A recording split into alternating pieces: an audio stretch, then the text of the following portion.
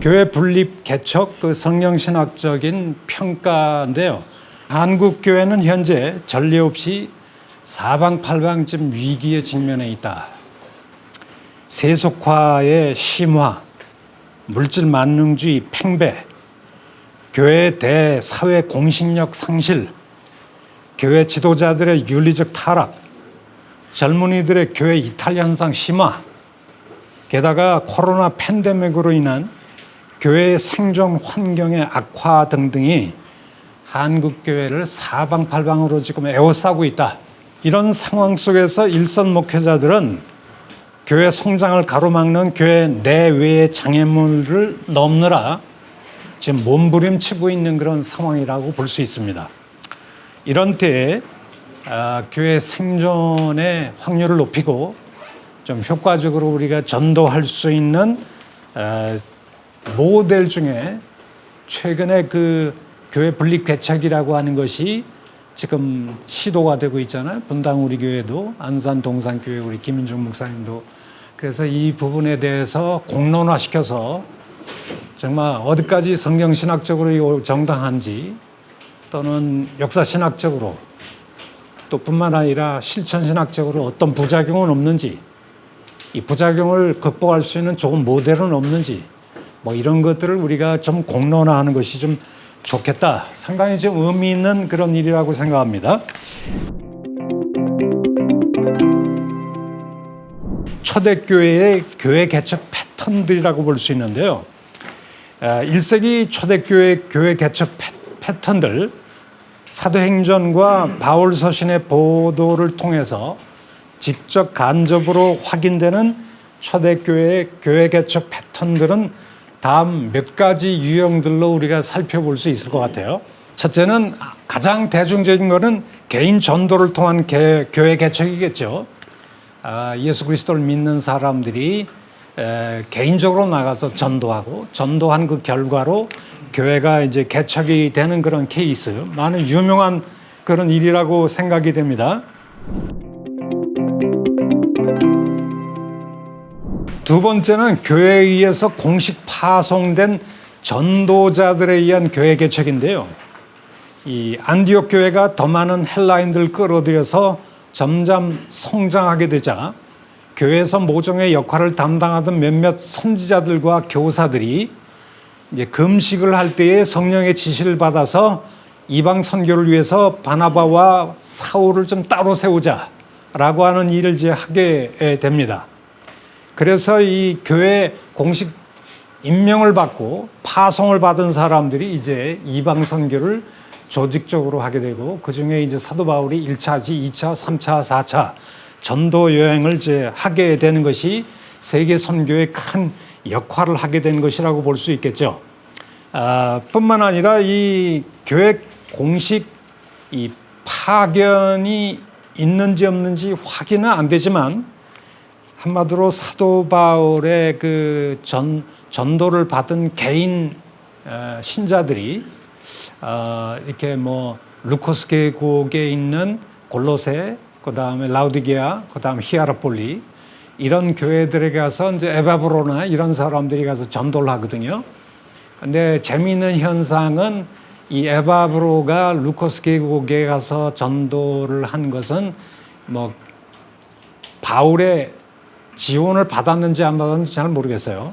근데 어쨌든 에바브로에 의해서 전도가 됐는데, 재미있는 사실은 에바브로가 아무리 개인적으로 했다 할지라도 넓은 틀에서 보면 바울은 다 그것을 자기의 사역의 열매로 세워진 교회라고 생각을 해서 뭐 골로새 교회에서 문제가 생겨도 끊임없이 바울에게 연락을 하게 되고 지도를 받게 되고, 또 바울은 또 편지를 통해서 목회를 하게 되고, 뭐 이런 일들을 좀 하게 된다, 이렇게 볼 수가 있습니다. 그리고 또 하나 우리가 지적을 하게 되는 것은 예루살렘 교회에 이제 큰 핍박이 생기잖아요.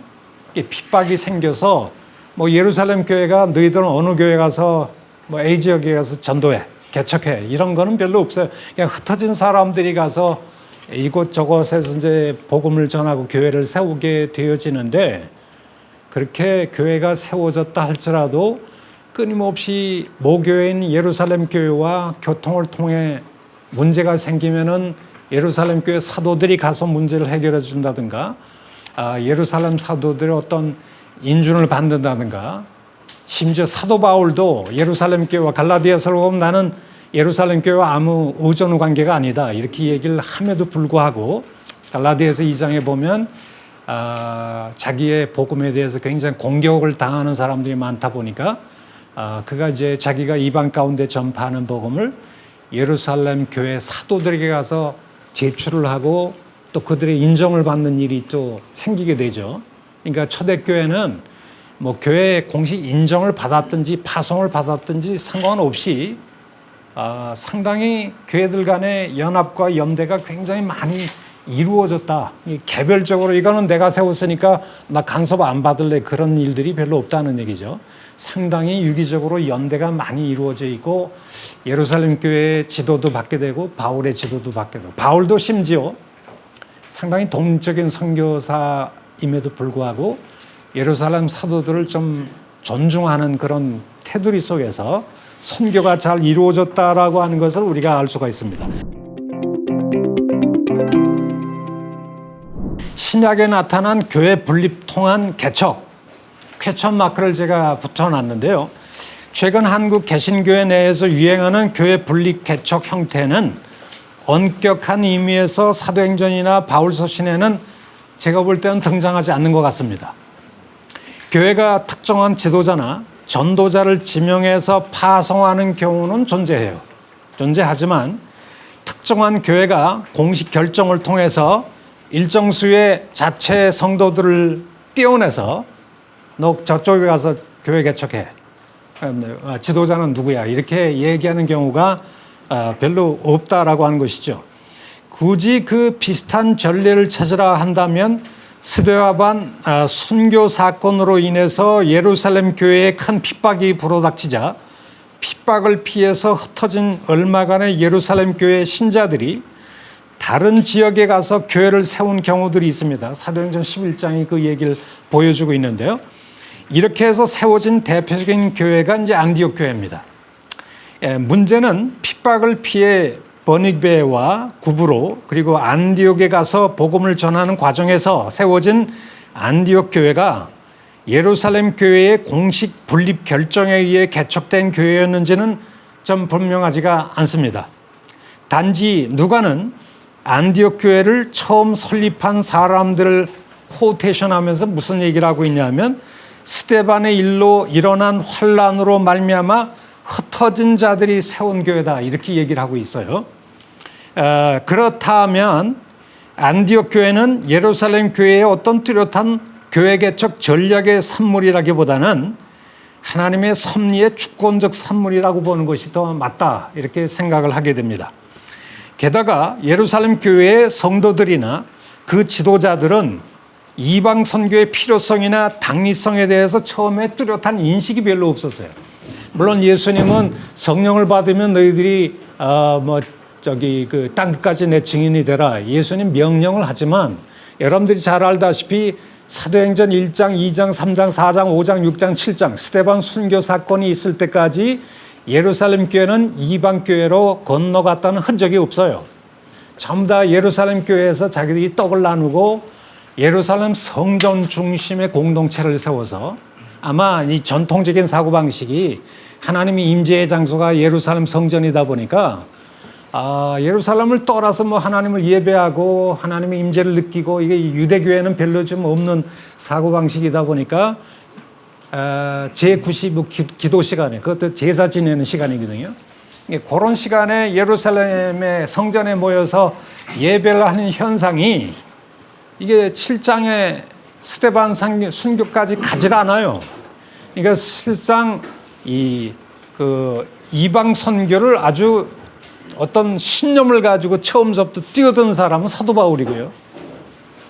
예루살렘 교회는 별로 신학이 별로 없었어요. 이방 선교에 대한 신학이 멈칫 잘 가지를 않았죠. 그러다가 이제 하나님이 예루살렘 교회 핍박이 불어닥치니까 그때부터 옮겨 다니기 시작하고 그때 이제 빌립이라는 사람이 사마리아를 넘어가는데 사마리아 선교도 단기적으로 끝나요. 더 이상 안 갑니다. 그래서 아마 하나님께서는 예루살렘 사도들의 이 마인드를 좀 바꿔놔야 되겠다. 그래서 이제 고넬료 그 환상 사건을 통해서 그들의 인식을 바꿔놓는 일이 이제 생겨나기 시작을 하죠. 그런 의미에서 예루살렘 교회가 처음부터 교회 성도들을 띄워가지고 뭐 이방 지역으로 가, 뭐 어디로 가 이런 그 개념이 초창기에 예루살렘 교회는 생기지 않았다라고 하는 것을 우리가 볼 수가 있습니다.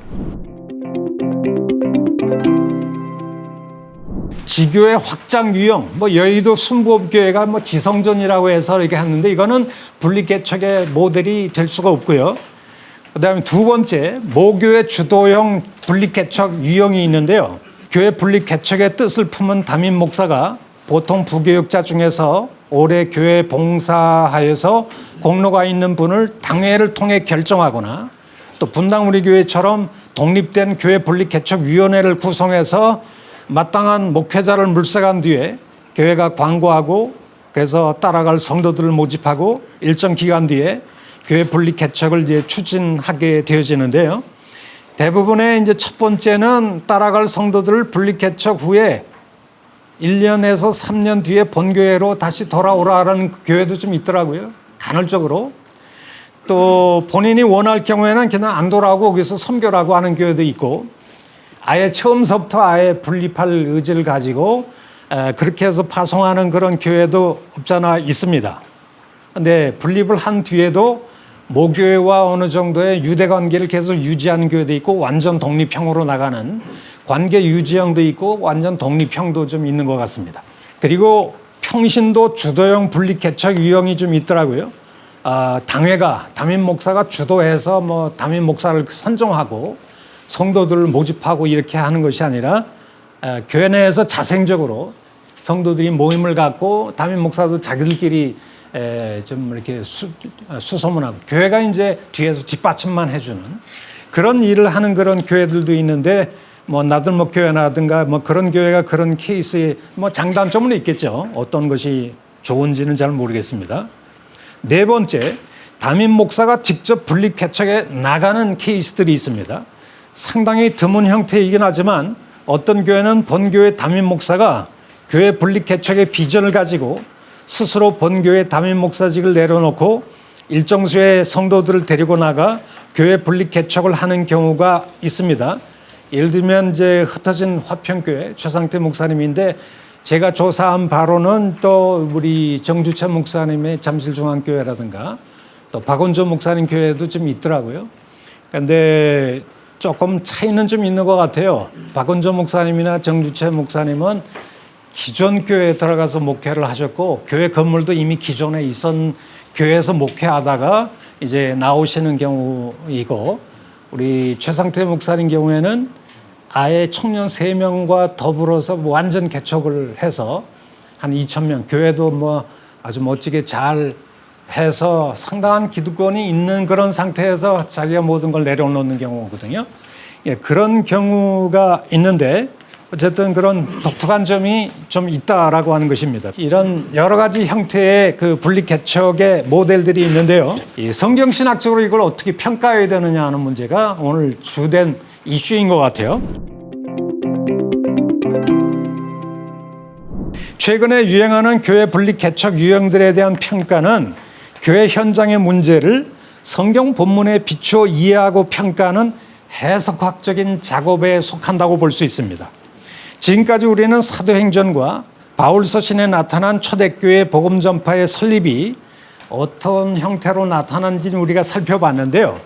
근데 문제는 이 해석학 작업을 올바로 진행하기 위해서는 먼저 개념 정리가 필요할 것 같습니다. 어떤 성경의 본문이나 현상을 놓고 성경에 이런 것들이 있으니까 21세기 우리 교회도 반드시 해야 된다라고 할 때는 좀 조심해야 될 부분이 있다는 거예요. 왜 그러냐 하면 성경에 어떤 본문이나 어떤 그 현상이 있을 때 그것이 후대에 어떤 구속력을 가지고 있는 소위 프레스크립티브라고 할 수 있는데 규범적인 그런 본문이냐 아니면 1세기의 어떤 현상을 단순히 디스크라이브한 서술적인 그런 그 진술이냐 이 서술적인 경우일 경우에는 그것이 오늘날 우리에게 항상 우리가 실천해야 될 규범적인 성격을 안 가질 수도 있어요. 뭐 예를 들면은 이런 경우라 말할 수 있겠죠. 사도 바울은 유대인이나 이방인이나 막론하고 누구든지 예수 그리스도를 믿기만 하면 의롭다함을 보도 동일한 하나님의 백성이 될 수 있다. 이게 바울의 이신칭의 복음인데요. 이 이신칭의 복음에 대한 서술은 상당히 규범적이죠. 어느 시대나 이거는 예외가 없어요. 누구나 예외 없이 인종과 성과 모든 걸 차원을 뛰어넘어서 믿음이란 공통근거 위에서 모두가 의롭다함 받고 하나님 백성이 된다는 것은 시대가 변해도 변함이 없는 구속력을 가지고 있는데, 예를 들면 제가 예를 들어서 고린도 교회가 예배를 드리는 것을 바울이 묘사를 하고 있는데요. 이렇게 얘기합니다. 각각 찬송시도 있고 가르치는 말씀도 있고 계시도 있고 방언도 있고 통역함도 있나니 모든 것을 덕을 세우기 위해서 하라. 초대교회는 우리가 생각한 것보다 매우 카리스마적인 예배를 드렸다고 볼 수 있어요. 예배, 공중 예배 때 계시도 임하고 방언도 하고 방언 통역도 하고 뭐 이런 일들이 초대교회에 있었다는 얘기예요. 그런데 이런 현상을 규범적인 진술이라고 하면은 오늘도 예배 중간에 우리가 계시도 임해야 되고 방언 통역도 이루어져야 되고 이런 일들이 생기게 되거든요. 근데 문제는 이런 그 카리스마적인 그런 예배 현상이 고린도 교회에는 있었던 게 분명하지만은 다른 교회에도 예외적으로 다 없이 다 존재했느냐? 그건 아닌 것 같아요. 제가 볼 때. 뭐 이런 것들은 고린도 교회의 예배 현상을 디스크립티브한 면에서 좀 서술한 것이다라고 저는 생각이 돼요. 뭐 예를 제가 들은 것이죠. 그러니까 한마디로 말해서 이 사도행전에 있는 어떤 내용을 오늘날 우리에게 넘어와서 전부 다 이게 끌고 들어와서 적용할 수 있는 그런 부분이냐라고 하는 부분에 대해서는 조금 조심해야 될 부분이 있다. 그렇다면 이 부분과 연관해서 규범적인 게 뭐가 있느냐? 우선 시대가 바뀌어도 항상 구속력이 있고 유지돼야 할 규범이 있다면 마태복음 28장 19절 20절에 선포된 예수님의 지상명령이죠. 그러므로 너희는 가서 모든 민족으로 제자를 삼아 아버지와 아들과 성령의 이름으로 세례를 베풀고 내가 너희에게 분부한 모든 것을 가르쳐 지키게 하라. 이거는 규범적인 명령입니다. 얘를 우리가 뭐 명령을 순종 안 할 수가 없겠죠. 바울도 너는 말씀을 전파라. 때를 얻든지 못 얻든지 항상 힘쓰라. 이런 명령은 우리가 규범적인 명령이라고 하는데요. 근데 문제는 우리가 분리개척을 해야 되느냐? 또 어떤 것이 성경적이냐? 라고 얘기하는 것은 우리가 좀 많은 생각을 좀 해봐야 될 문제가 있다고 생각합니다. 어떤 지역에 가서 복음을 전하고 교회를 설립해야 되는지, 기존에 세워진 교회가 어떤 사람들을 전도자로 파송해야 하는가 하는 것은 제가 볼 때는 그 시대의 교회 공동체가 판단해야 될 문제라고 생각이 듭니다. 또한 그런 판단과 교회 개척 전략은 전도자가 처한 상황에 따라 달라질 수 있고 또한 시대가 바뀜에 따라 새로운 형태를 취할 수도 있다고 봅니다. 사도 바울도 이를 잘 인식하고 있었다는 사실은 고린도서 9장 19절 22절이죠. 내가 모든 사람에게 자유로우나 스스로 모든 사람에게 종이 된 것은 더 많은 사람을 얻고자 한다. 내가 유대인에게는 유대인처럼 되고 율법이 없는 자에게는 율법 없는 자처럼 되고 헬라인에게는 헬라인처럼 된다. 이런 것을 일종의 성육신의 원리, 상황화의 원리라고 하는데요.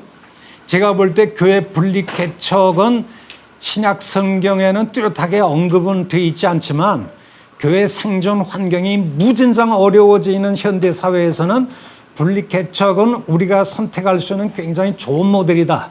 이거는 오늘날 우리가 유일하게 가지고 갈 수밖에 없는 정말 대안이지 않을까 이런 생각을 좀 해보게 됩니다. 그래서 이 기존 교회들이 이 교회 분리개척 모델을 하되 가장 중요한 것은 부작용을 줄이는 거라고 생각해요. 이게 성경적이냐 아니냐 문제가 아니고 교회 분리개척을 할 때 생각지도 않은 여러 가지 부작용들이 생길 수 있거든요. 하향식이든 상향식이든 뭐 여러 가지 예기치 않은 부작용들이 생길 수 있겠죠. 그리고 아무리 이렇게 파송을 했다 할지라도 개인 역량이 없으면 또 그냥 스르르 없어지는 경우도 또 있거든요. 그러니까 그런 부분에 대해서 앞으로 이 부분에 대해서 좀 더 심도 있는 연구가 필요하지 않을까. 이런 것만 최소화할 수 있다면 최근에 유행하는 교회 분립 개척 모델은 제가 볼 때는 굉장히 바람직하다.